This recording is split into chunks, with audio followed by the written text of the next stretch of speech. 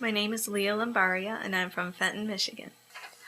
My experience with the scales exercise was illuminating. I discovered that I had some really deep hidden fears that were limiting my life in many ways. What was revealed to me through using the scales exercise that I didn't realize before was that I was operating from a very old structured defense system. I was wearing this mask of self-sufficiency, but really what was underneath that mask was deep fear and feeling very fragile and very helpless. And I didn't realize I was doing that. I was able to then see that that helplessness or fragility that I was feeling was related to a memory that I had when I was 8 years old. And it was a very old defense pattern that I had used at a very young age. So the mask was like a defense mechanism for life to keep me safe. So I was able to see how this was old and I didn't need it anymore. Then I was able to drop it and create something new. The exercise helped me to see that I was using a very old structure defense mechanism as an operating system that was limiting me and my life in many ways. I believe this work needs to continue because it gives you a roadmap to your internal life.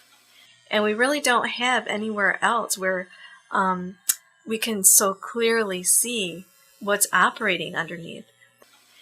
And when you have that, you're able to see how you've created defense mechanisms built on an old structure that aren't serving you. They're not really feeding your long-term prosperity.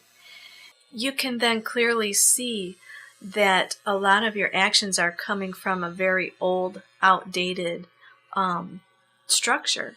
And that old structure causes you to act defensively to protect yourself. And those defenses limit you. And when you're able to see that with this tool, then you can upgrade your operating system because we're not hardware, we're software. We can then upgrade our operating system and create a new structure that's more functional and more in step with reality and more deeply centered in life. So then we're able to throw out those old defense mechanisms or those old structure patterns that we don't need anymore and replace them with new, healthier patterns. So it's a very liberating experience.